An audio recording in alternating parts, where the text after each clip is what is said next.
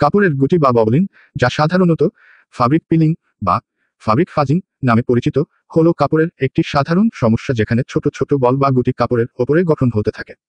এটি সাধারণত ব্যবহৃত কাপড়ে দেখা যায়, বিশেষ করে সস্তা এবং কম মানের ফ্যাব্রিকে, তবে ভালো মানের কাপড়েও কিছু পরিমাণে পিলিং হতে পারে। এই সমস্যাটি কাপড়ের চেহারা নষ্ট করে এবং তা দেখতে অগোছালো মনে হয়।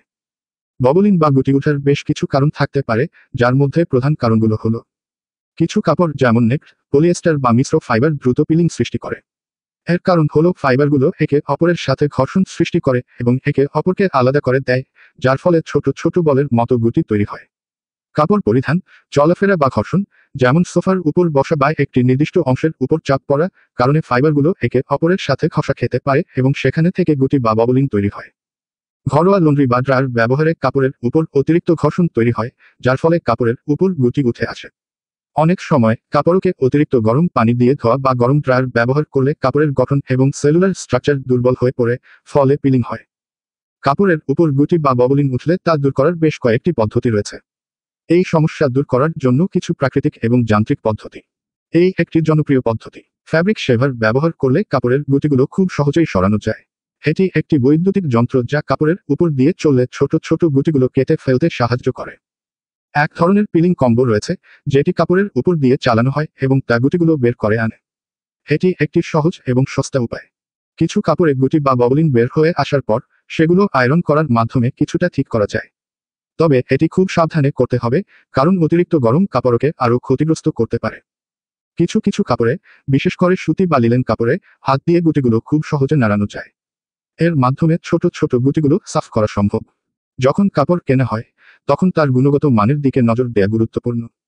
সস্তা কাপড়গুলি দ্রুত পিলিং সৃষ্টি করতে পারে, তাই ভালো মানের কাপড় কেনা উচিত। বাজারে বিশেষ পিলিং রিমুভার প্যাড পাওয়া যায় যা কাপড়ে গুটিগুলো একে একে সরিয়ে ফেলতে সাহায্য করে। কাপড়টি সঠিকভাবে ধোয়া এবং শুকানোর সময় সাবধানতা অবলম্বন করলে পিলিং কম হতে পারে।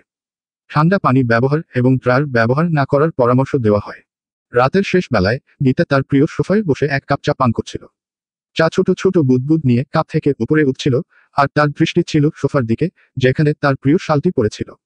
শালটি, যা সে গত বছরের শীতকালেই কিনেছিল, এখন বেশ চেনা হয়ে গিয়েছে। গুটিগুলোর কারণে সেটা দেখতে খুবই অগোছালো মনে হচ্ছিল। যদিও শালটি খুব ভালো মানের, তবুও এর উপর ছোট ছোট গুটি বা ববলিন উঠেছে।